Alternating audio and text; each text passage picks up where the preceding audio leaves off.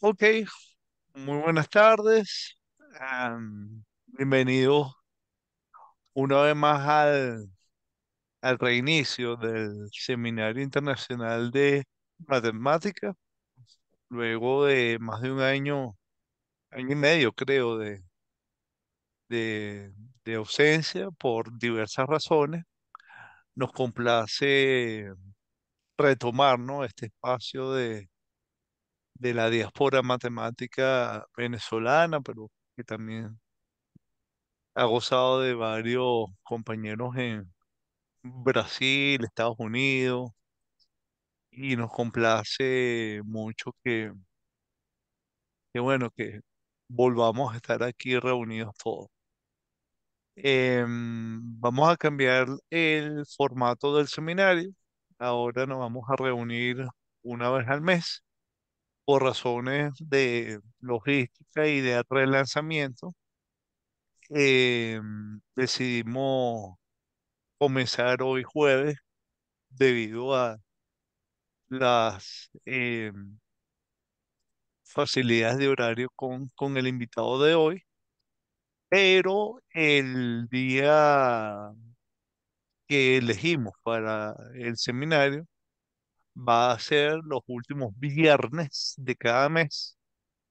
Entonces, bueno, hoy es el último jueves de marzo, entonces ya para abril, el último de abril va a ser el viernes a, a a la misma hora de ahorita, pero los días viernes. Entonces, bueno, el segundo anuncio que quiero hacer es que el lanzamiento del Seminario Internacional de Matemática ahora es en colaboración con la Asociación de Amigos de la AMB, que lideran Wilfredo Urbina y Víctor Padrón, que busca de alguna manera ayudar a la Asociación Matemática Venezolana con las jornadas matemáticas que ahorita se van a celebrar en la UCB en mayo. Y bueno, esperamos que esta alianza fortalezca tanto el seminario, tanto a la Asociación Matemática Venezolana, tanto a la Asociación de Amigos y a todos nosotros, donde quiera que nos encontremos. Entonces, bueno, me alegra verlos a todos después de la pausa y esperemos que em, mantengamos el seminario con esta frecuencia y que, bueno, permanezca por mucho tiempo. Para esta temporada, lo que queda de marzo, abril, mayo y junio, tenemos a cuatro expositores. Comenzamos con el profesor Vianney, a quien ya voy a presentar en breve momento. Y continuamos en abril con Gustavo Ponce, luego en mayo con Alejandra Cabaña y cerramos el resto de la temporada con Neptalí en junio. Y bueno, ya para octubre, de octubre a enero, tendremos un expositor mensual con las pausas de Navidades, verano, pero bueno, ese es el plan para relanzar. De todos modos, después de la exposición de profesor Vianney, podemos conversar más al respecto. Y bueno, sin más preámbulo, es un gran placer para mí presentar al profesor Vianney Villamizar, egresado de la Universidad Central de Venezuela, mi profesor de ecuaciones en derivadas parciales. Creo que fue el último curso que dio el profesor Vianney en la UCB antes de incorporarse por completo al departamento de matemáticas en Brigham Young University en Provo, Utah, donde actualmente es profesor a tiempo completo. El profesor Yaney hizo su licenciatura y corríjame, profe, su doctorado, maestría no lo tengo claro en el Rensselaer Polytechnic Institute en Nueva York. Viendo aquí la chuleta de la genealogía matemática, egresó en 1987 Y bueno, fue profesor del Departamento de Matemática del UCB hasta, creo que hasta el año 2000, 2001. Yo estuve en su último curso, éramos creo que 4 estudiantes nada más, Sí. algo así. Y bueno, luego el profesor se vino acá a los Estados Unidos, a Utah, lo volví a ver cuando él estuvo de visita por allá en el departamento. Me agradó verlo promocionando su departamento y dando un seminario. Y luego lo volví a ver acá en el seminario cuando lo realizamos durante la pandemia.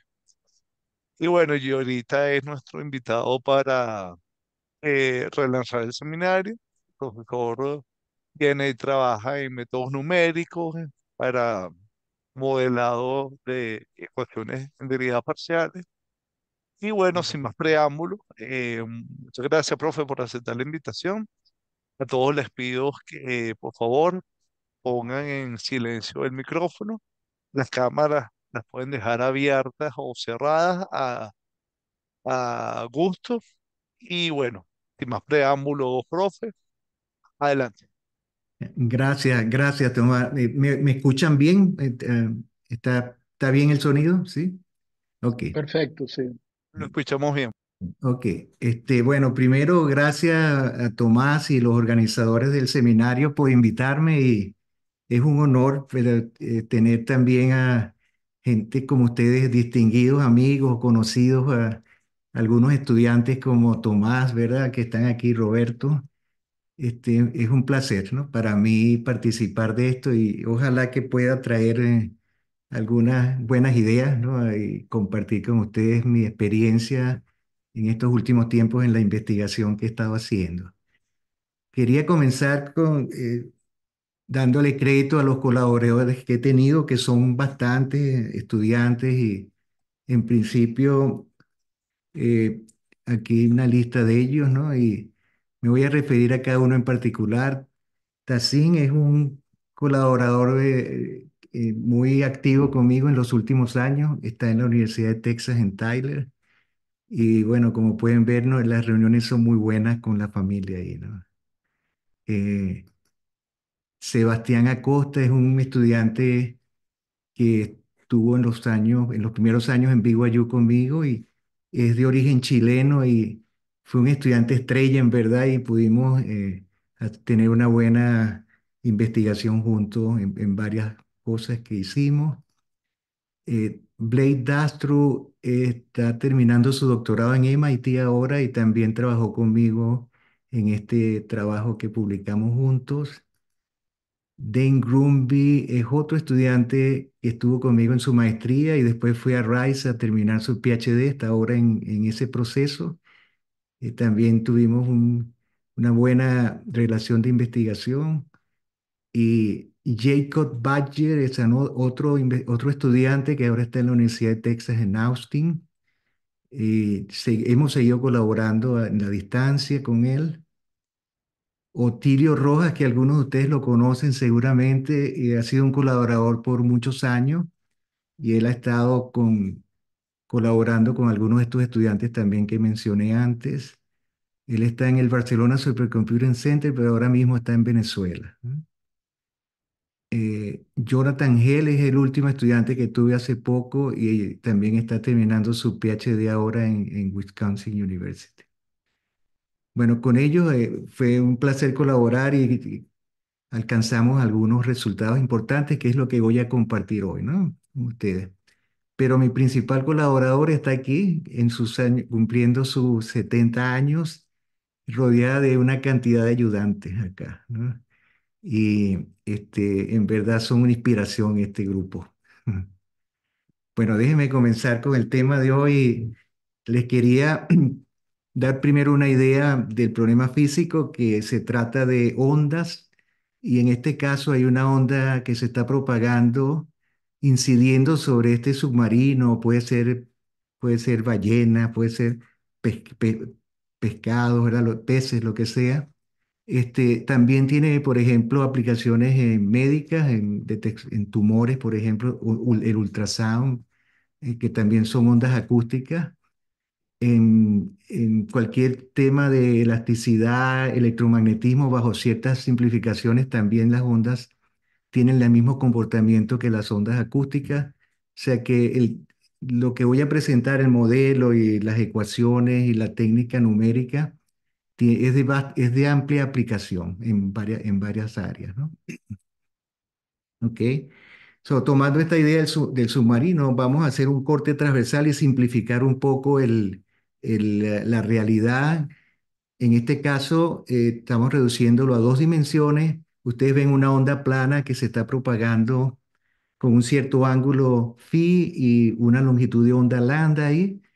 Y lo que estamos viendo en la pantalla es la onda reflejada, que es la superposición de la onda incidente y la onda dispersada, ¿no? Aquí tenemos el dominio, es omega, que se supone es un dominio grande, y matemáticamente decimos que no está acotado, infinito. En la realidad es un dominio muy amplio y por eso lo modelamos de esta manera.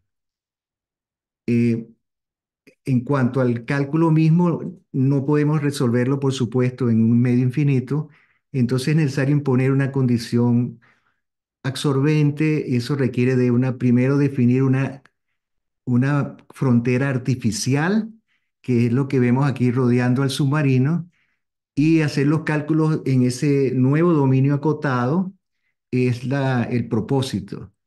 La idea también es que al hacer ese cálculo allí, en ese dominio acotado, uno pueda reproducir lo que sería en verdad el proceso en un dominio infinito. Bueno, le voy a hablar un poquito más del plan de hoy. Además de la descripción física, vamos a entrar en el tema de dispersión a partir de un solo obstáculo y ahí vamos a derivar las condiciones de las que vamos a hablar principalmente en esta charla, que son condiciones de tipo absorbentes o que no se refleje la onda al salir de ese dominio acotado que tiene una frontera artificial, ¿no? Lo vamos a acoplar con métodos numéricos de diferencia finita en el interior y elementos finitos, ¿no? Presentaré algunos resultados y después vamos a ir al tema de muchos cuerpos, en que sería multiple scattering, o sea, dispersión de varios obstáculos. Para este problema, donde hay varios obstáculos, la idea va a ser emplear un método iterativo que es muy conveniente y adaptar estas condiciones que ya vamos a derivar para un solo cuerpo a estas múltiples obstáculos, ¿no? Y también presentaré algunos resultados allí en ese caso, ¿no? Entonces, vamos a presentar el modelo matemático. La fuente de toda la energía, la razón de este movimiento de onda, es esta onda incidente que está aquí en la pantalla ahora. Es una onda plana, como ustedes ven, hay un vector director allí que es perpendicular al frente de la onda y ese es el que va a dispersarse a partir de ese obstáculo o un obstáculo o varios obstáculos. En este caso estamos hablando de un obstáculo. Esto que vemos acá son, bueno, creo que no ven el cursor, ¿verdad? Cuando yo muevo el cursor, sí, o sí lo ven. ¿Sí se ve? Ok. Sí lo Es- vemos, sí. sí, esto que estoy señalando aquí es la condición sobre el obstáculo, que es una condición tipo Dirichlet. Físicamente significa que la frontera es blanda del obstáculo. La segunda es una condición tipo Neumann y significa que que el obstáculo es de frontera rígida. Y la tercera condición que vemos acá es la condición de radiación de Sommerfeld, que es justamente el tema de la charla, porque lo que queremos es reemplazar esta condición, que no es una condición numéricamente práctica porque es un límite, reemplazar esta condición por una condición que sea susceptible de aplicar un método numérico y obtener un resultado eh, tan aproximado como sea posible al que en realidad sería usando el modelo completo, ¿no? Con su condición. Un poquito de la historia de esta condición es que en principio, fíjese, esto viene del 1912, realmente no es muy antigua. Fue cuando se introdujo por Sommerfeld con el objeto de probar unicidad de estas ondas que eran salientes, ¿no? Y al introducir esta condición se pudo probar la unicidad de la solución de problemas de este tipo con la ecuación de Helmholtz, ¿no? Entonces, bueno, aquí estoy mostrando las dos posibilidades para problemas en dos dimensiones y tres dimensiones. La condición es la misma básicamente, cambiando el orden de convergencia, ¿no? Ok, entonces, para los que están más familiarizados con la ecuación de onda, fíjese que yo estoy hablando aquí de una ecuación de tipo elíptica, la ecuación de Helmholtz, donde no hay tiempo. Entonces la pregunta es, cómo es que vamos a tener onda si no hay tiempo? Entonces quiero explicar un poquito eso para que todos se ubiquen, ¿verdad? Con algo que seguramente entienden bien, que es la ecuación de onda normal, ¿no? Y si uno considera que la onda incidente es armónica en el tiempo, fíjese, armónica en el tiempo significa que está oscilando como cosenos y senos, ¿verdad? Que está representado por esta exponencial compleja. Si la onda es de ese tipo, la onda incidente, la respuesta también va a ser de ese tipo. O sea, la onda dispersada también va a tener una conducta armónica en el tiempo. Y si le aplicamos el operador de onda a esta solución, entonces vemos que podemos separar el tiempo, ¿verdad? ¿Verdad? Podemos simplificar el tiempo en la ecuación y quedaríamos con esta ecuación tipo elíptica ahora, donde este cociente de omega entre c, omega representa la frecuencia temporal y c representa la velocidad de la onda. Y este cociente se reduce al número de onda. Entonces, así es como resulta la ecuación de Helmholtz como, vamos a decir, una simplificación de la ecuación de onda considerando esa conducta armónica en el tiempo. Lo que en verdad estamos calculando entonces es un perfil de la onda en un momento dado y el exponencial de e a la menos i omega t lo que está diciendo es que, bueno, este perfil se está moviendo, se está propagando de esa manera armónica en el tiempo. Entonces eso nos ubica un poco en que, por qué este es un fenómeno de ondas, por qué todavía se considera un fenómeno de ondas.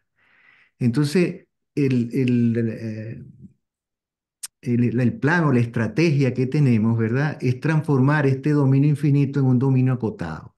Eso significa que eliminamos la condición de Sommerfeld, tenemos que reemplazarla con algo, ¿verdad? Entonces, bueno, una de las metas es que la solución numérica en ese dominio acotado sea un reflejo fiel de lo que es la onda si el dominio fuera el dominio original infinito, ¿verdad? La otra cosa que queremos atacar es que si resolvemos el problema en un dominio acotado, nos gustaría tener todavía la posibilidad de calcular la onda, el campo de scattered en la zona que está fuera de ese dominio computacional, ¿no?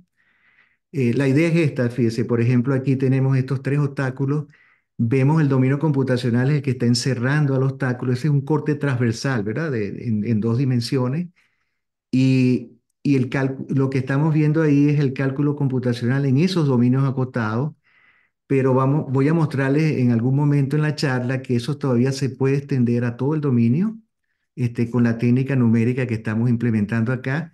Y fíjese que se ve una suavidad en esa zona de interfase entre la parte computacional y la parte exterior al campo computacional. Entonces, bueno, un poco esa es la idea acá. Vamos a mirar eh, que la otra cosa son las técnicas numéricas en el interior y quisiéramos que ese cálculo interior en ese dominio interior sea de mucha precisión, tanto así que si pudiéramos llevarlo a la precisión de la máquina, si es posible, ¿verdad? Lo otro es que nos gustaría que eso sea de alta convergencia. Lo que significa eso es que si, ah, si yo refino mi malla o hago, eh, incremento un poco el orden de convergencia en la frontera, que eso se puede hacer de manera rápida, o sea que la precisión mejore de una manera relativamente rápida, digamos, ¿no? Para que el costo computacional no sea muy alto. Y la última que deseamos es que sea fácil de implementar, ¿no? Digamos, esas son las metas y la estrategia que queremos seguir. Los desafíos son qué clase de frontera artificial usar, ¿verdad? Para empezar por ahí. Y por último, que una vez que se imponga una condición sobre esa frontera artificial, que no tengamos reflexiones espurias, que no haya errores que, derivados por esa condición artificial que estamos imponiendo. Entonces, bueno, vamos a ver eh, un poco cómo hacerlo, cómo construir esta condición. Vamos a empezar otra vez considerando la condición de Sommerfeld, que está ahí en pantalla, ¿verdad? Y vemos que esta condición no es solamente que el límite de este operador actuando sobre la onda dispersada vaya a cero, pero cuando tenemos este factor aquí del radio, lo que queremos decir, por ejemplo, en tres dimensiones, lo que estamos diciendo es que va a cero más rápido que uno entre R va a cero, ¿verdad? O sea que es O chiquita de uno entre R. Y en verdad podemos probar que es orden uno entre R cuadrado. Quiere decir que va a la misma, va a cero en el mismo orden que uno entre R cuadrado va al cero, ¿verdad? Y esto lo hacemos, la primera idea sería entonces, bueno, vamos a quitar límite, vamos a imponer este operador en la frontera, que como se ven es una condición tipo Robin, ¿verdad? Que combina la derivada con la función y podríamos aplicar eso sobre la frontera, pero por supuesto que estamos cometiendo un error apreciable. Fíjese, por ejemplo, aquí la idea sería sobre esta frontera artificial, digamos que en este caso es como un círculo, una esfera en tres dimensiones, ¿verdad? Estamos imponiendo la condición. Ahora, como mostré en la lámina anterior, esto es de orden uno entre r al cuadrado, lo que significa que si yo estoy muy cerca del obstáculo, ¿verdad? Si esta frontera artificial está muy cerca del submarino, en este caso, va a ser, am, el error va a ser grande, ¿verdad? O sea, esto tiene sentido si yo tengo la frontera artificial lejos del obstáculo, pero eso significa un costo computacional alto. Entonces, lo que queremos, el propósito en parte de definir estas condiciones absorbentes es que podamos traer la condición, la frontera artificial lo más cerca del obstáculo posible para que el cálculo computacional sea económico, digamos, no sea costoso, ¿verdad? Entonces, bueno, esa es un poco la idea. Al hacerlo, la, la, vamos a decir, la idea clave aquí en la construcción que yo voy a desarrollar hoy tiene que ver con este teorema de Wilcox. En el año 55, Wilcox probó que la ecuación de Helmholtz sometida a esta condición de Sommerfeld de radiación en el infinito, donde no hay obstáculo, en este caso es ya solamente una radiación, se puede representar de manera exacta por esta serie infinita a partir de una esfera. O sea que si, digamos, rodeamos el origen de coordenadas, lo que sea allí, por una esfera, entonces fuera de esa esfera, no importa cuán cerca del origen esté la esfera, la solución exacta tiene esta representación. Si la miramos bien, fíjese que la representación es explícita en la coordenada radial, pero no está claro porque es una función angular, es una familia de funciones angulares que están definiendo la serie infinita y en principio estas funciones angulares dependen del obstáculo y el medio que esté encerrado allí, ¿verdad? Entonces son funciones a determinar en todo caso, ¿no? Y ellas satisfacen una fórmula de recurrencia, aquí está, ¿no? La fórmula de recurrencia es una fórmula que relaciona vamos a decir, la función angular L con la función L menos uno, o sea, la anterior, ¿no? Y este laplaciano de ese es el laplaciano de Beltrami, que es la parte angular del laplaciano en coordenadas esféricas. Entonces, bueno, este, en principio lo que tenemos entonces cuando imponemos una frontera artificial es un dominio interior que llamamos dominio computacional omega menos, la frontera S, que es la que divide y omega más es el resto de ese dominio infinito, ¿verdad? O no acotado. En el interior vamos a calcular numéricamente la onda dispersada la estamos llamando USC menos, y afuera vamos a tener la representación que les dije ahora, es la representación de Wilcox por esta serie infinita. Esta serie infinita, por supuesto, la vamos a truncar en su momento para que podamos hacer algo con ella computacional, ¿verdad? Entonces, bueno, se puede probar muy fácilmente, ¿verdad? Que si le aplicamos el operador de Sommerfeld a esta serie infinita de Wilcox, si uno se lo aplica, uno puede probar que este operador es de este orden uno entre R cuadrado, como mencioné anteriormente. Esto lo llamamos annihilating operator. Lo que quiere decir es que al aplicar el operador a esa serie infinita, empezamos a cancelar a los términos que dominan la serie. O sea, en principio el primero, fíjese que le voy a presentar otros acá, donde, por ejemplo, si es posible definir un operador un poquito más complejo, y entonces no solamente cancelar el primer término dominante, sino el segundo, y si lo hacemos más complejo, entonces podemos eliminar varios términos. Y esto lo que está haciendo es que si yo reemplazo la condición de Sommerfeld por una condición de este tipo, digamos la B2U, entonces el error de aproximación en esa frontera infinita, esa esfera, digamos, va a ser 1/r a la 5. O sea que lo que quiere decir que está convergiendo más rápido a cero, ¿verdad? Y eso significa que podría traer la frontera un poco más cerca, esa frontera artificial. Esa es un poco la idea pionera, digamos, cuando se empezó a trabajar con estas condiciones distintas a Sommerfeld desde el punto de vista numérico. El problema con esto es que, lo quiero mencionar ya, es que fíjese que a medida que uno define estos operadores en la frontera, ¿verdad? Estas condiciones básicas, que va a ser la condición de borde en la frontera, esta condición se convierte es un operador de alto orden. Fíjese, aquí ya estamos hablando de una derivada segunda en radio, y si queremos seguir adelante, vamos a tener que ir a una derivada de orden 3, de orden 4. Entonces, la ecuación, la condición de borde se convierte aún más complicada que la misma ecuación de Helmholtz de resolver. Entonces, este método funcionó bien hasta cierto punto, pero de ahí en adelante se tranca, vamos a decirlo así, porque, porque el operador se vuelve muy complicado y no es práctico, ya deja de ser práctico, ¿verdad? Entonces,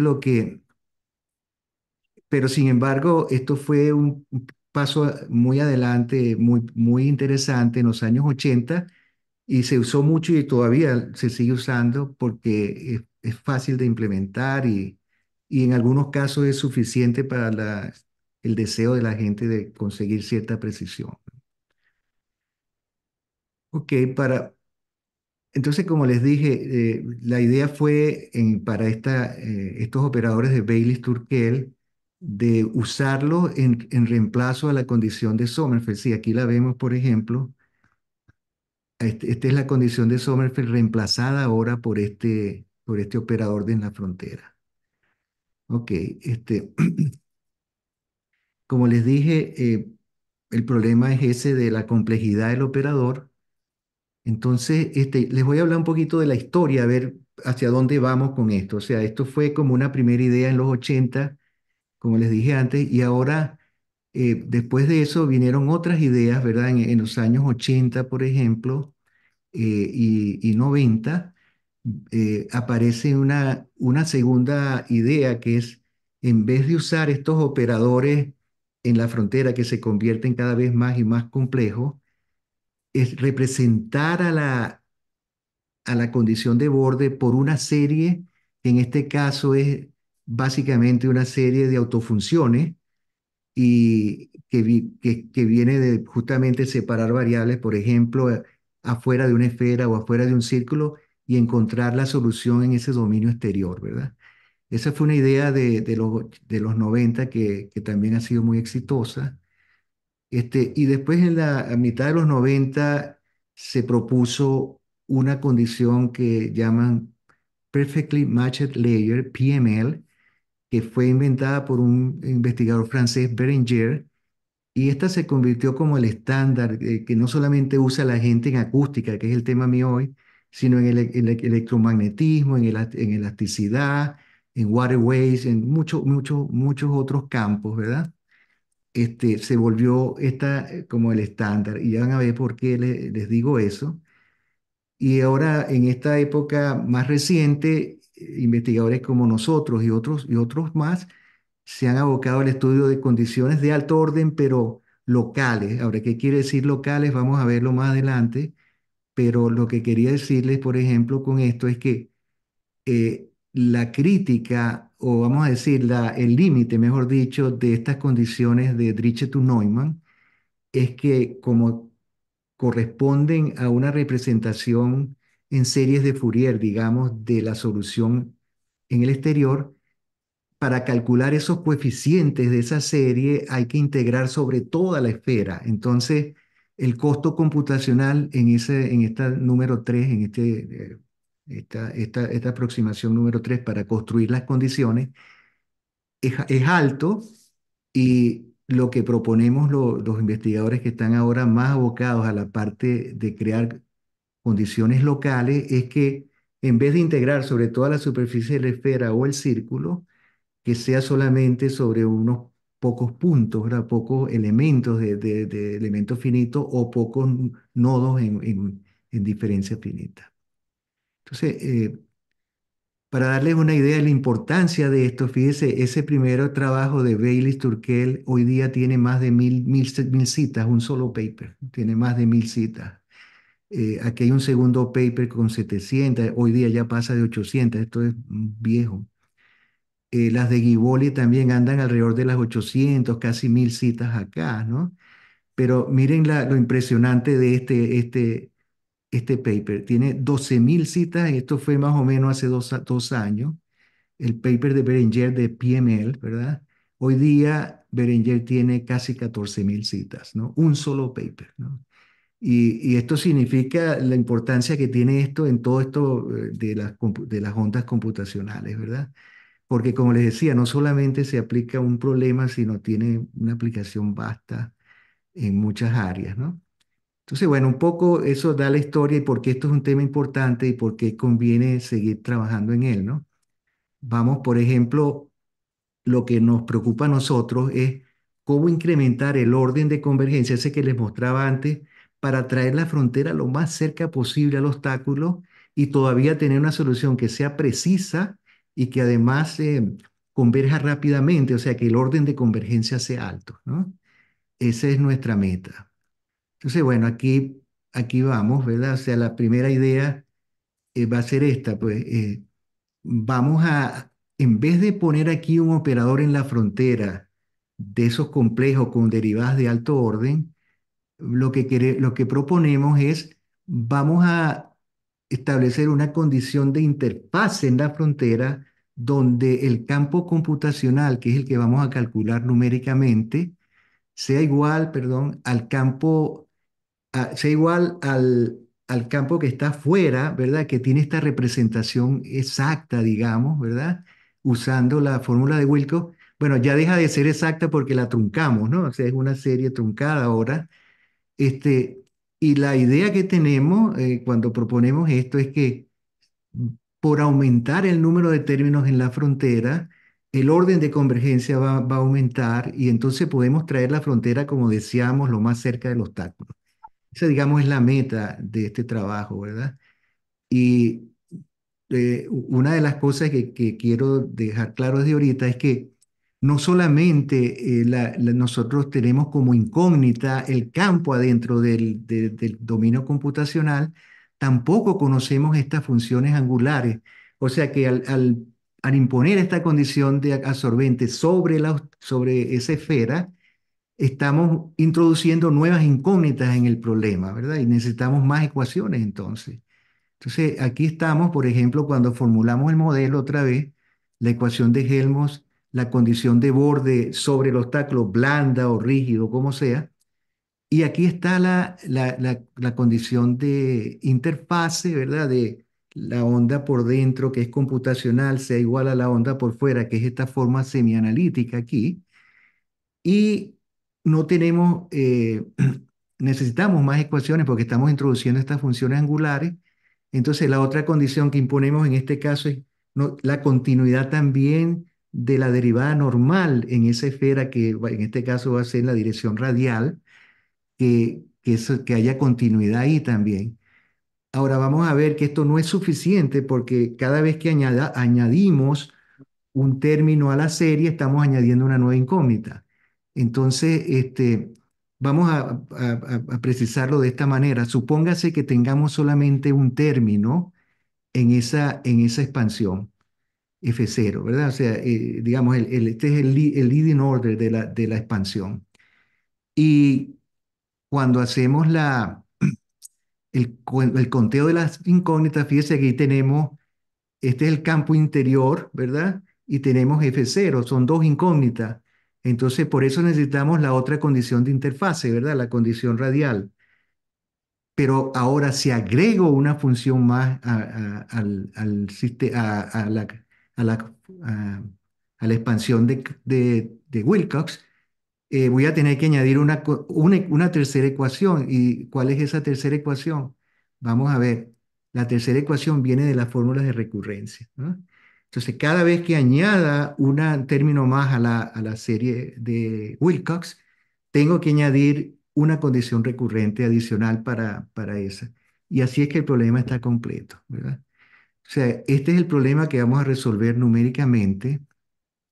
Perdón, ya se me fui para atrás. No, ya, corro aquí. Ok, Una ese, pregunta, Dianey. ya, ajá.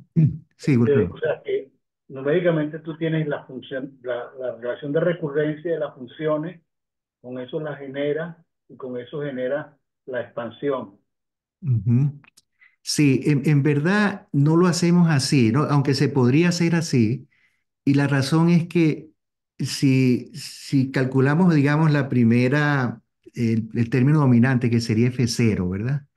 Y después tratamos de calcular F1 a partir de F0, se podría hacer, pero la aproximación va a ser muy pobre porque F0 fue calculada con un solo término. Entonces, en verdad lo que tratamos de hacer es que resolver el sistema acoplado, ¿no? Incluyendo la fórmula recurrente, pero en una sola matriz, ¿no? O sea, para que de esa manera yo pueda resolver el problema, digamos, no solamente con un término, sino con n términos en la fórmula de Wilcox, en la expansión de Wilcox, y entonces la aproximación va a ser ciertamente de ese orden, ¿no? Del orden más alto dependiendo del número de términos que tengamos, ¿no? Sí, pero no, eso es una buena observación. En principio, pensamos hacerlo así y nos dimos cuenta que era muy pobre la aproximación, ¿no? Si usamos la fórmula recurrente independiente del cálculo, ¿no? Sí, La otra cosa, claro, esto es una relación de recurrencia, pero es una relación de recurrencia, no es como las relaciones de recurrencia de los polinomios ortogonales, porque tienes un término diferencial, tienes exacto, el, exacto. el- Este es la parte angular del operador de Laplace en tres dimensiones, ¿no? En coordenadas esféricas. O sea, y ese, y eso es otra razón por la que esta ecuación juega un papel importante, porque también la vamos a discretizar, ¿no? Ya va a ser parte del sistema discreto, ¿no? Cuando discreticemos esa derivada, ¿no? Mi pregunta es, Mm. ¿ustedes conocen algo más de la naturaleza de esas funciones? Porque, por ejemplo, en polinomios ortogonales, el tener una fórmula de recurrencia, hay un famoso teorema de Fadal, que prueba que con ese tipo de relación de recurrencia siempre existe una medida a la cual esta familia es ortogonal. Ajá. Entonces, estas relaciones de recurrencia dan alguna información sobre las funciones o Sí, es no algo que sabría decirte, Wilfredo, no sé, en verdad. Y sería importante investigar eso, ¿verdad? Porque no tenemos ninguna idea de si la ortogonalidad, que bueno, en este caso de las funciones angulares, ¿verdad? No sabemos realmente qué tipo de funciones será, si son ortogonales o no. Pero sí, es algo que no. ortogonal simplificaría mucho el cálculo, ¿no? Exacto, exacto. Pero Sí, ortogonal en qué sentido. claro. Claro, no, eso es una buena pregunta y como te digo, no sabemos realmente qué tipo de funciones son, ¿no? Ok, entonces, bueno, sigamos aquí. Entonces, exactamente este mismo trabajo que yo le estoy presentando en tres dimensiones se puede hacer en dos dimensiones. Y hay otro teorema por este señor Karp en el 61, donde él también demuestra que la onda saliente en dos dimensiones se puede representar también como series infinitas de estas son funciones de Hankel, H0 y H1, y las funciones angulares que ahora dependen solamente de un ángulo, ¿verdad? En dos dimensiones. Esto es un poco más complicado, generalmente es al revés, ¿verdad? En dos dimensiones es más fácil que en tres, pero en dos dimensiones empieza a ser más complicado porque ya no es una sola serie, sino son dos series infinitas. Entonces, estamos añadiendo dos familias de incógnitas en esta serie infinita F y G, ¿ya? Pero afortunadamente tenemos un teorema de este tipo que también tiene sus fórmulas de recurrencia y este es el que vamos a usar en el caso de dos dimensiones. Entonces, fíjese que aquí la situación es la misma. Imponemos una condición de continuidad del campo, el campo numérico que está dentro, el campo de scattering en la región exterior, que está representado por esa serie de Karp, ¿no? Y, y aquí tenemos, por ejemplo, la misma situación. Imponemos una continuidad del campo en el círculo ahora, porque estamos tomando un círculo. La razón, entonces, fíjese algo que no he comentado más, pero que es bueno decirlo ahorita. Nos decidimos por qué tipo de frontera artificial usar en el caso de tres dimensiones por una esfera, en el caso de un círculo de dos dimensiones por un círculo, motivado por los teoremas, porque los teoremas son, fíjese, el teorema de Carr, por ejemplo, vamos a echar aquí atrás para mostrarles de nuevo. El teorema de Carr es para un círculo, fíjese, esta representación es la solución exacta fuera de un círculo de esa onda saliente, ¿no? Y en el caso de Wilcox es la representación fuera de una esfera. Entonces eso eh, motiva el que la frontera artificial sea un círculo o sea una esfera, ¿no? En tres dimensiones y en dos. Ok. Entonces, déjeme pasar un momentico que me atrasé mucho acá, ¿no? Ok. No, ya.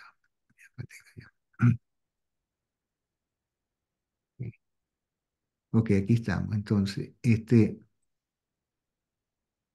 ok, entonces seguimos con el tema de Karp. Si en dos dimensiones tenemos estas dos condiciones que otra vez son la continuidad del campo y continuidad de la derivada, pero ahora como ven tenemos tres incógnitas. Tenemos el campo, tenemos la función angular F0 y la función angular G0.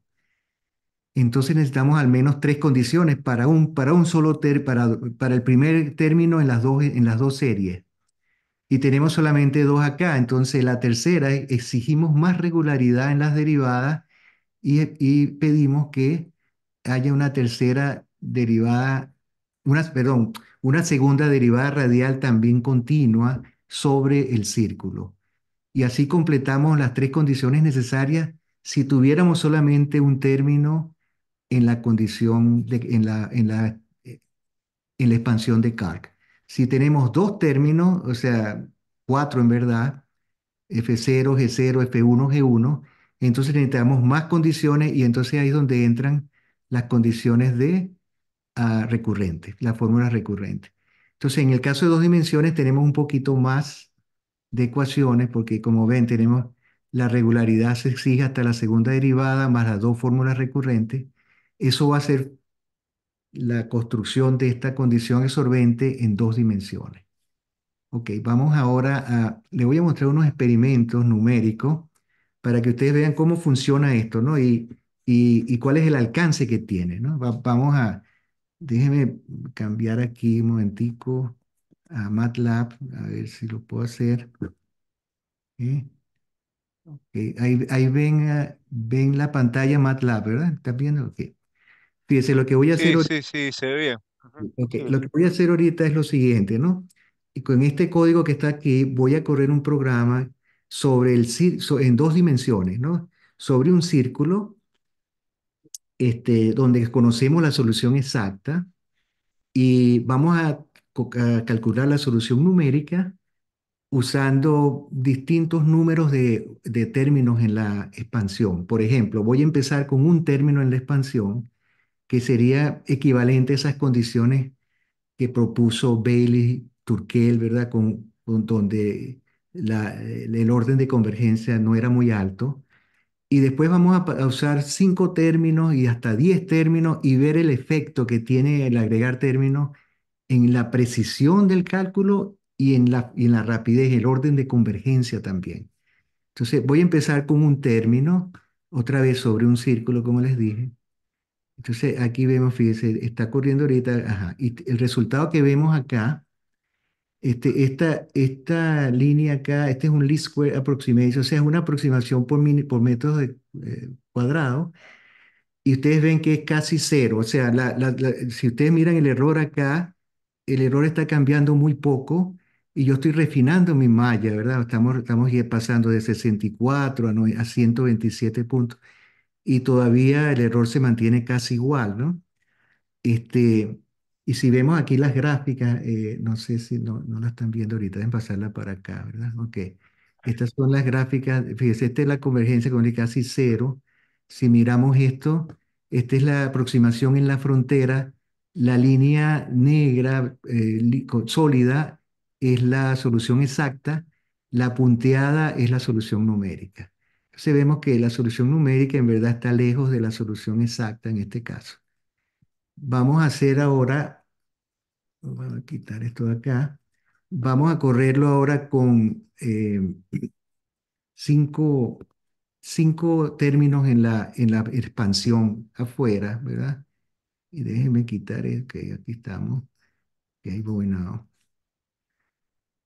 Ok, entonces fíjese, ahora hay una mejora en cuanto a la precisión. Déjeme traer esto para que lo vean acá. Este es el orden de convergencia que ahora mejoró un poquito, pero todavía lejos de lo que se espera, que como estamos usando un método de diferencia finita de orden 2 en el interior, la esperanza es que nos dé un orden 2 de convergencia también, pero estamos viendo que el orden de convergencia aquí ni siquiera es uno, ¿no?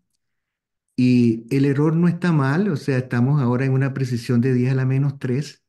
Si les muestro la gráfica como luce ahora, esta es comparada con la anterior, fíjese que hemos mejorado mucho en cuanto a la precisión por añadir 4 términos más, pero todavía no vemos aquí el orden esperado de convergencia. Entonces voy a pasar ahora a 10 términos. Si le ponemos 10 términos a esa expansión de CARP y corremos de nuevo. Déjeme eliminar esto de acá. Ok, ya. Corremos de nuevo acá. Este, ok, miren ahora, la precisión mejoró.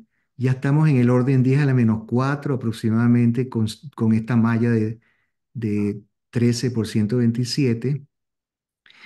Y si miramos acá, el orden de convergencia es lo que se espera, que sea 2, ¿verdad? Aproximadamente 2.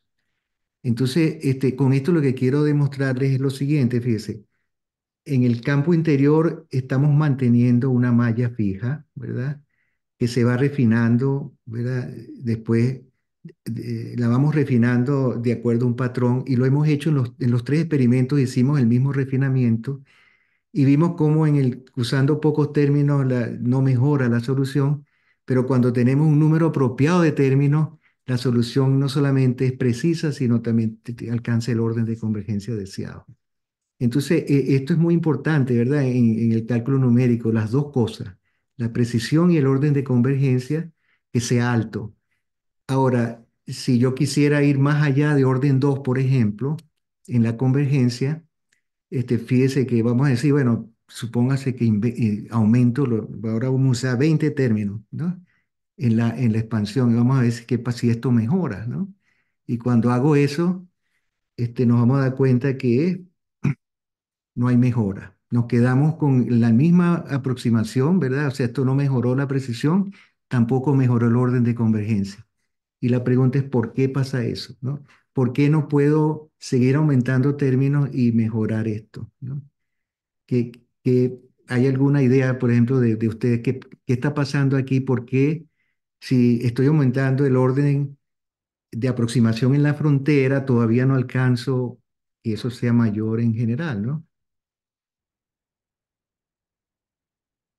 ¿Alguna idea? Sí, y antes de yo darles la idea precisa,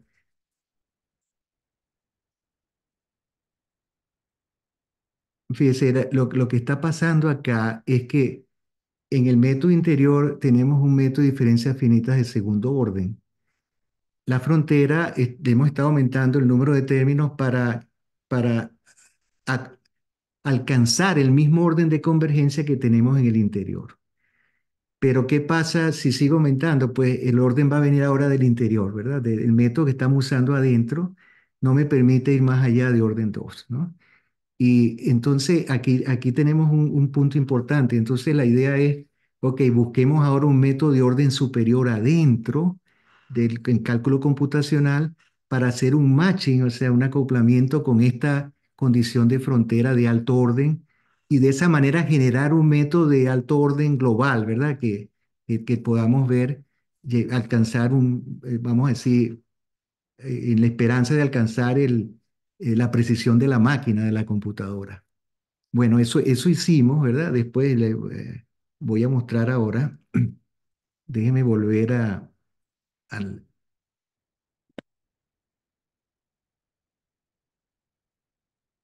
volver a la exposición. Ok, aquí estamos otra vez de nuevo.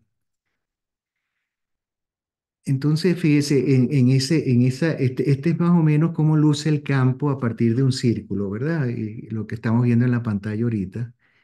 Y esta es la solución exacta con la que comparamos, ¿no? Que es una expansión por autofunciones de la solución exterior a un círculo, ¿verdad? Que está funciones de Bessel y Hankel acá. Este, y déjenme mostrarles los experimentos. Fíjense, ahora vamos al punto al que me refería antes. El límite que vimos en el cálculo anterior viene de adentro, ¿verdad? Porque el método en diferencia finita que estamos usando es un método de bajo orden. Entonces, aquí la investigación que hacía yo con todos estos estudiantes que les mostré al principio y mi colaborador Tassin, fue en dos direcciones. En una dirección fue aumentar el orden de aproximación en las diferencias finitas y la otra era usar elementos finitos de alto orden en el interior. O sea, hicimos las dos estrategias. Y le voy a presentar ahorita la estrategia que hicimos con Tashin de usar un método de elementos finitos que se llama isogeométrico en el interior y que sea de alto orden. Entonces, aquí vamos a mirar un poco la descripción de este método. Es que los elementos se definen con Nernst Basis Function, eso es non-uniform radial B-spline, o sea, B-spline no uniformes, ¿verdad? Y que sean racionales. Y lo que hace esto es que hace un buen modelo, o sea, una buena aproximación del obstáculo, no importa la geometría, o sea, y esto es justamente buscando geometrías más complejas, ¿no? Y los elementos también son definidos con las mismas NURBS, las bases estas de B-spline, ¿no? Entonces, el análisis se hace en base a lo mismo. Tratamos de reducir el paso vamos a decir, el paso espacial en las redes que estamos usando. Aumentamos el orden de esas bases polinomiales, puede ser 2, 3, etcétera, y aumentamos el número de términos en la expansión de Carr. Esos tres parámetros son los que nos van a llevar a una condición, a un método de alto orden global, ¿no? Entonces vamos a mostrarles aquí. Fíjese, por ejemplo, si usamos unas bases de orden 2 con 11 términos en la expansión y estas mallas aquí, fíjese que estamos refinando en la parte radial. Sí, estos números que están acá son los nodos por longitud de onda. O sea, tenemos 20 nodos por longitud de onda, 23, etcétera, que generan estas mallas Y si ven aquí, el error está ahora en el orden de 10 a la menos 6 para las mallas más finas y el orden de convergencia es 3, que es lo que se espera para un polinomio para bases de grado 2, ¿no? En elementos finitos. Ahora, si aumentamos la base, por ejemplo aquí, a 3, entonces el error mejora, vemos un orden de convergencia de 4, ¿verdad? Y entonces queremos ver hasta dónde podemos llegar con esto, ¿no? Entonces si aumentamos la base a 4, el grado de la base a 4, el número de términos lo seguimos dejando en 11. Fíjese, la precisión llega aquí a 8, orden de convergencia 5, ¿verdad? Más allá de eso, ya encontramos problemas con el condicionamiento de las matrices que resuelven. Entonces no pudimos ir más allá, pero ya tenemos aquí una precisión bastante alta relativamente y que es imposible alcanzarla con cualquiera otra de las condiciones que les mostré antes, ¿no? Entonces, aquí, por ejemplo, lo estoy mostrando el segundo problema que quería discutir hoy, que es el de Multiple Acoustic Scattering, significa dispersión a partir de varios obstáculos, ¿verdad? Y en este caso es el mismo problema. Tenemos una onda que se propaga con un ángulo phi de incidencia y la longitud de onda, en este caso es 2pi sobre k. Y aquí vemos cómo ese campo dispersado se comporta a partir de estos tres obstáculos. Este problema es un problema mucho más complicado, ¿verdad? Que el problema simple, porque aquí tenemos reflexiones de un obstáculo al otro. No solamente es la onda incidente la que está causando la dispersión, sino que cada obstáculo está afectado por los otros, ¿verdad? O sea, es un problema mucho más complejo cuando tenemos dos o más obstáculos. Y eso es lo que quiero ahora modelar, ¿verdad? Y darles una idea de cómo lo podemos resolver numéricamente. Entonces, la primera idea es esta: descomponer el campo reflejado, ¿verdad? Esa onda dispersada en m ondas dispersadas, una para cada obstáculo, ¿verdad? Dependiendo del número de obstáculos, por ejemplo, en este caso 3, tendríamos tres ondas dispersadas que se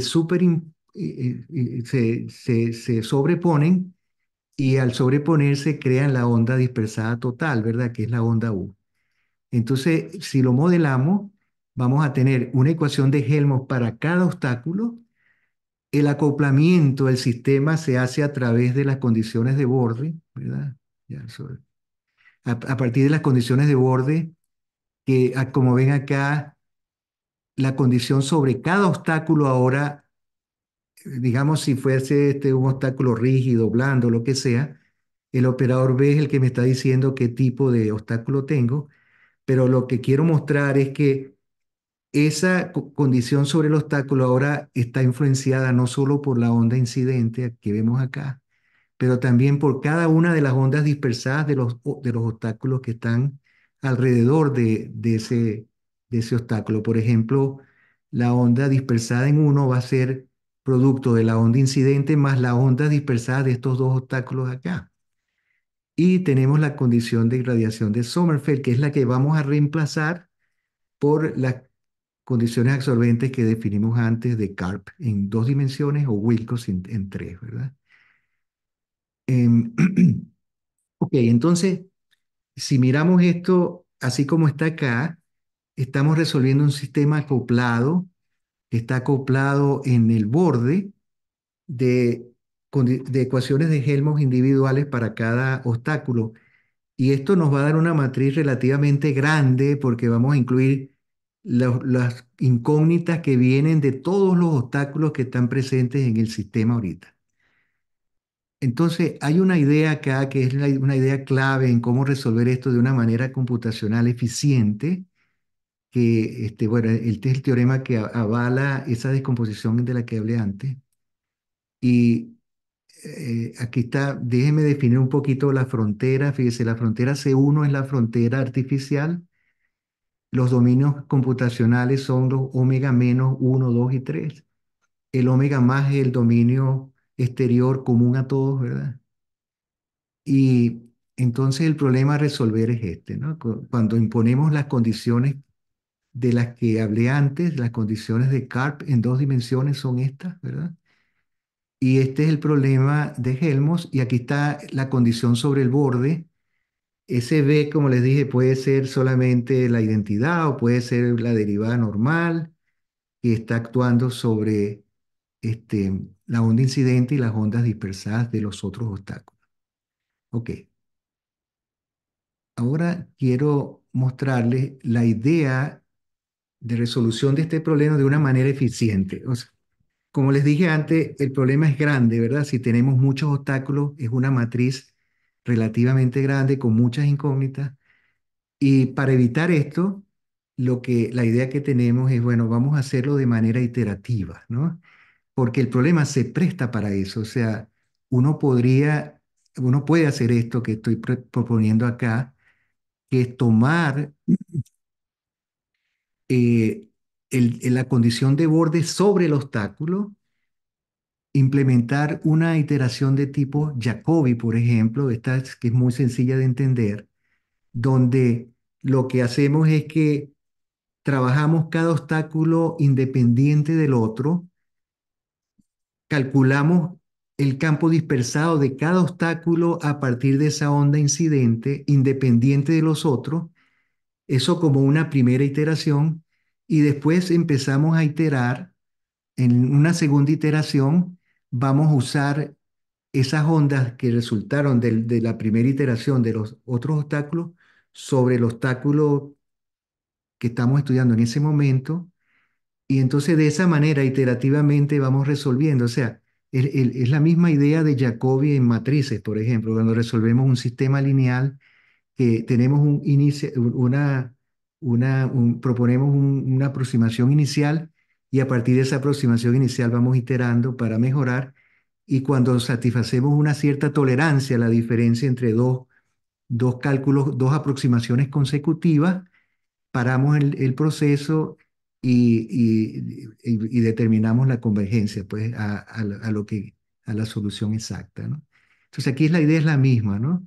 Vamos a hacer una iteración tipo Jacobi, una primera iteración, como les dije, independiente, y después alimentamos la siguiente con la anterior, o lo hacemos a tipo Gauss-Seidel, que es un poco más eficiente, donde hacemos uso, no esperamos que una iteración se complete sobre todos los obstáculos, sino que vamos haciendo uso de las aproximaciones más recientes en el cálculo del próximo obstáculo, ¿no?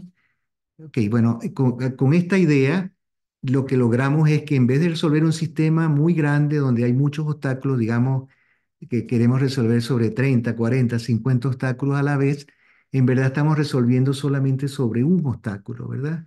Reducimos el problema de multiple scattering en muchos obstáculos a un problema de scattering, dispersión sobre un solo obstáculo. Entonces, voy a mostrarles eh, los resultados de esto. Fíjese, este es más o menos cómo funciona en este caso, ¿no? Fíjese, en este caso tenemos esta distribución de círculos.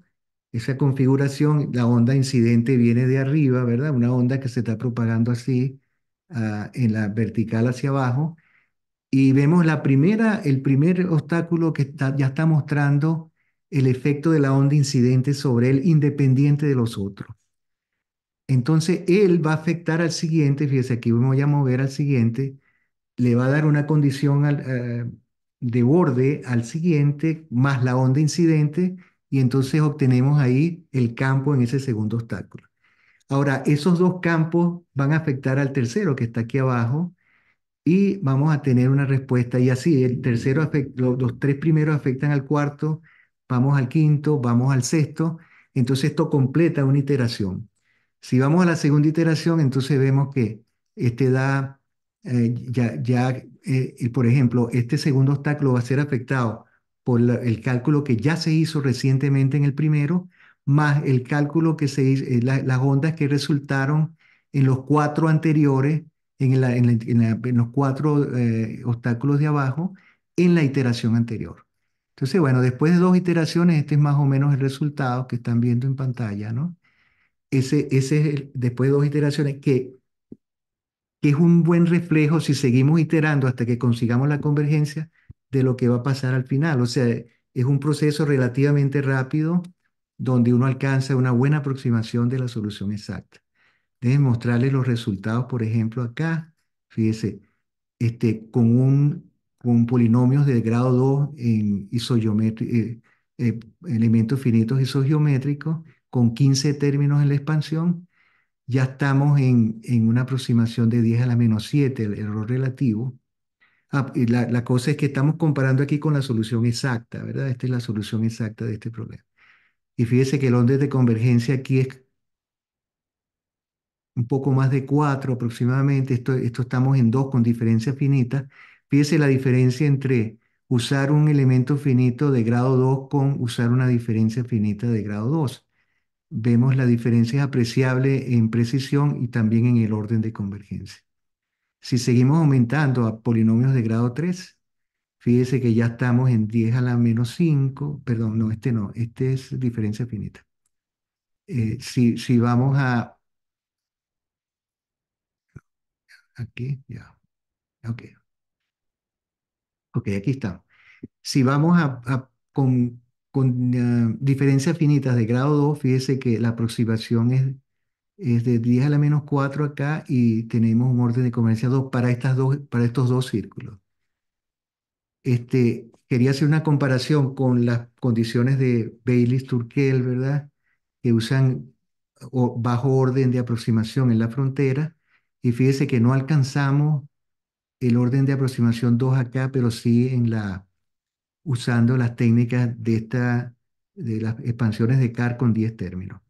Ok, pero quizás lo más importante es mostrarles esto. Si usamos los elementos finitos con polinomios de grado 3, 4, 5, 6, vemos cómo nos vamos aproximando a la precisión de la máquina. Fíjese acá, con polinomios bases de orden 3, estamos ya en 10 a la menos 9. Con orden 4 estamos en 10 a la menos 11, orden 5 ya estamos en 10 a la menos 13. Y fíjese, el orden de convergencia es 6 acá, ¿no? Un alto orden de convergencia y una precisión bien alta. Entonces, esto demuestra lo que les hablaba anteriormente, o sea que eh, eh, la- la- lo ideal acá es tener un método de orden superior en el interior combinado con estas condiciones de alto orden. Si el alto orden está definido por añadir más términos a esas expansiones y vemos cómo resulta un método de orden global de alta precisión y alto orden de convergencia.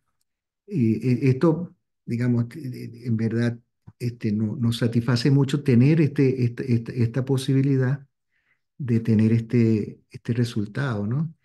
Y vamos a ver, por ejemplo, en caso de unas geometrías más complejas donde no hay solución exacta para comparar, comparamos contra ellas, contra un modelo o sea, un resultado de referencia donde hemos usado una malla muy fina con muchos términos y vemos también un alto orden de convergencia y, y precisión, ¿no? Bueno, en conclusión, para terminar, déjeme decirle, el trabajo se enfocó en construir estas condiciones de absorbente de alto orden y al final definir un método global de alto orden, que es lo que les he mostrado. El costo computacional se reduce drásticamente al hacer un método iterativo también, ¿verdad? Y el problema de una dispersión a partir de m obstáculos, ¿verdad? El número que sea, se reduce a un problema de scattering sobre un obstáculo en una forma iterativa, ¿no? Este, en cuanto a estos trabajos, como les decía, que con esos colaboradores que mostré al principio, han sido publicados en varias revistas, más que nada el Journal de Computational Physics, que es un journal de los más importantes en esta parte de ondas computacionales, en Wave Motion también, con Grumby, Rojas, Acosta, y con Tassin en la parte del método de elementos finitos. en Multiple Scattering con estos otros colaboradores, Badger, Ana Costa, Jonathan Gell, el último estudiante que tuve, tenemos un paper en revisión en este momento. Entonces, bueno, con esto quería terminar y bueno, espero que esto haya servido un poco para entender cuál es el fenómeno que estamos estudiando de dispersión y cuáles son los desafíos, qué es lo que se está haciendo, ¿verdad? Y bueno, espero que haya servido de algo, ¿ya? Para entender un poco estos métodos. Muchas gracias por su atención a todos, ¿eh? Y bueno, si hay más preguntas, Muchas, muchas gracias, Vianey. Muy buena exposición. Excelente. Saludos, Vianney. gracias. Yo tengo una pregunta, Vianey. Tú mencionaste al final el modelo con una geometría un poco más General, ¿no? complicada del obstáculo. Este, ¿Tienes alguna idea de qué puede pasar en la medida en que la geometría del obstáculo se hace más complicada en términos de lograr el mismo tipo de resultados? Sí, sí, Ya que no tienes, o sea, ya que no tienes una solución exacta para comparar, cómo ven, digamos, qué es lo que viene a partir de ahí? claro, sí, no, Para- pregunta, Víctor, sí, en este caso fíjate que las geometrías que estamos presentando son relativamente suaves, ¿no? No hay picos así fuertes, discontinuidades fuertes, ¿no? Si eso ocurriera, aquí el punto más difícil, digamos, es la generación de una malla apropiada que se ajuste a esas geometrías, ¿no? Y en este caso, nosotros, fíjate que una ventaja que tiene el método este iterativo es que nos permite resolver un obstáculo a la vez. O sea, no tenemos que generar una malla para toda la configuración de obstáculos, sino generamos mallas individuales, ¿no? Entonces, eso simplifica un poco el cálculo porque la malla generar la malla en geometrías más complicadas es todo un problema, ¿no? O sea, es todo un problema de investigación. Y, y entonces, si lo hacemos solo sobre un obstáculo es mucho más fácil, no hay que hacer patching ni matching, es una cantidad de cosas que hay que hacer en dominios más complicados.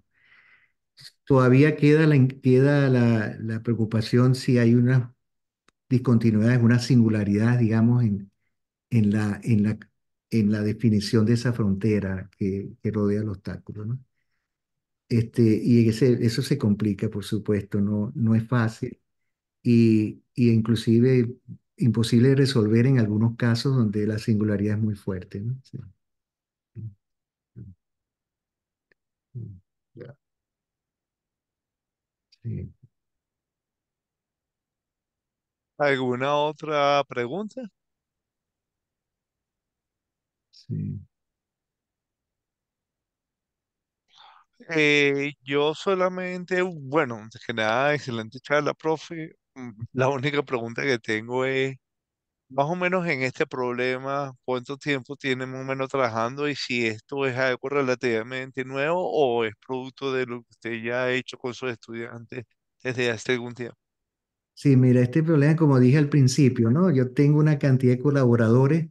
El primer resultado importante que sacamos en esto fue la definición de esas condiciones, ¿no? Que fue hecha con ese, vamos a decirlo, nuestro acá, ¿no? Déjame ver ya aquí rapidito. ¿No?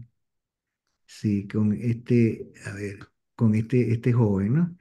Blake fue el primero que trabajó con nosotros y con él hicimos el tema este de las condiciones absorbentes en 2 dimensiones y en 3 dimensiones. Para ese momento era interesante, ¿no?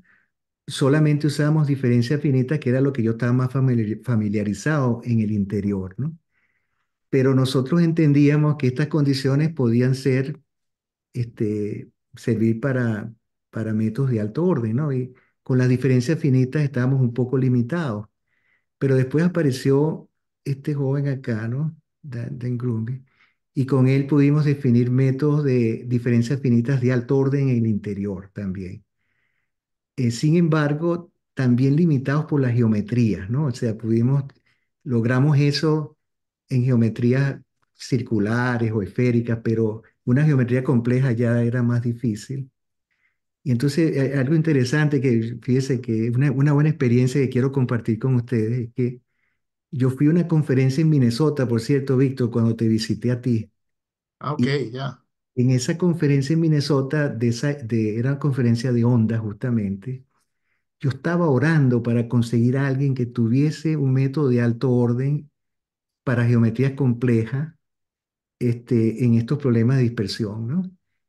Y bueno, me metí una charla de este colaborador ahora que es uno de mis colaboradores más cercanos, Tashin, y él justamente el tema de él era el tema mismo de scattering usando elementos finitos de alto orden en el interior, pero él usaba las condiciones absorbentes eran las de Bailey, Turkel y Gunsberg, que son de bajo orden. Entonces, por mucho que él se esforzaba de sacar una solución de alto orden, la condición de la frontera le tumbaba toda la precisión y el orden, ¿no? Entonces, cuando él salió de su charla, yo lo esperé y dije, Tassin, tú tienes lo que yo necesito y yo tengo lo que tú necesitas. Vamos a hacer esto juntos para producir un método de alto orden. Eso fue, creo, Víctor, en el 2017, por ahí, ¿no? Que te visité, ¿no? Y desde ese entonces hemos estado trabajando con Tassin y bueno, ahora tenemos este último paper en revisión que es el método iterativo del que les hablé al final, ¿no? Y ha sido una colaboración muy buena, así, de la mano de Dios, pues. Llegué ahí, lo encontré a él y él me encontró a mí y ahí nos pusimos a trabajar. Sí, O sea que no solo aprovechamos el partido de béisbol, sino que pudiste sí, con Víctor disfrutamos ese partido ahí de los Twins. bueno. Ya. Vianney, no me quedó muy claro no sé no me quedó muy claro la diferencia cuando hablabas al principio de los métodos que tienes que hacer un cómputo más global a este que es más local. Es Ah, decir, ok, ok, sí, sí. Sí, no me quedó muy claro cómo es que funciona claro. No, tienes que hacerle menos puntos. no entiendo, sí, voy allá un momentico para mostrarte, sí. Ok, ok, aquí estamos, ¿ves?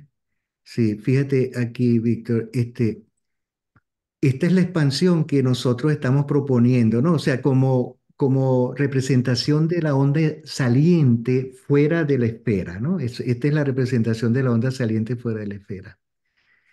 Este, si tú ves acá, ¿no? Esta función FL es la función angular, pero esa es desconocida. Este viene a ser como el coeficiente de Fourier en una serie de Fourier, digamos, ¿no? Pero en vez de ser un coeficiente escalar, es una función, ¿no? Entonces, eh, cuando nosotros decimos que es local, es porque cuando vamos a calcular esta función angular, fíjate que en la fórmula de recurrencia está una derivada, Ah, ok, claro. está una derivada de segundo orden, pues en el ángulo, ¿no? Que es este operador de Laplace, ¿no? Entonces, cuando discretizamos este operador de Laplace, lo que tenemos son dos o tres puntos, dependiendo del orden, ¿verdad? Son los puntos vecinos. En diferencia finita, por ejemplo, serían, si se usa diferencias centradas, son apenas tres puntos, tres nodos, o si usas más, puede ser cinco nodos, ¿no? Y eso es local, ¿verdad? Porque estamos solamente Ah, usando cinco nodos en la aproximación.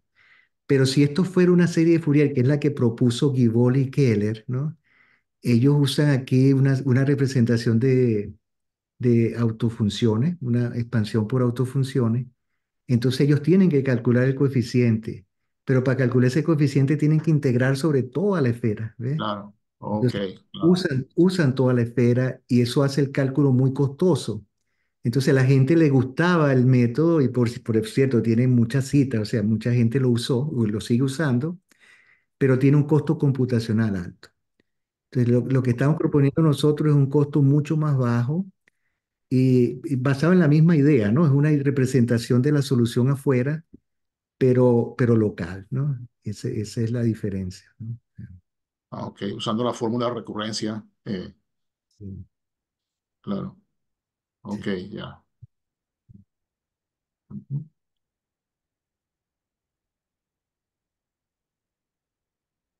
Bueno, de nuevo un placer. Ok.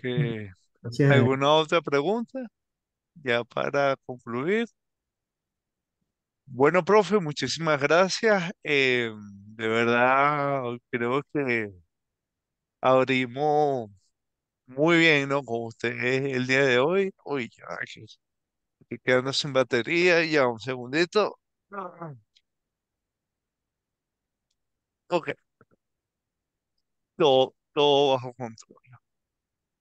Bueno, entonces, muchas gracias, profesor Vianey, por su excelente charla. Y bueno, nos invitamos, como es costumbre, ¿no? En el seminario a la conversa posterior a la charla, que se queden con nosotros o si están ocupados se pueden retirar y bueno, ya voy a parar esto de aquí.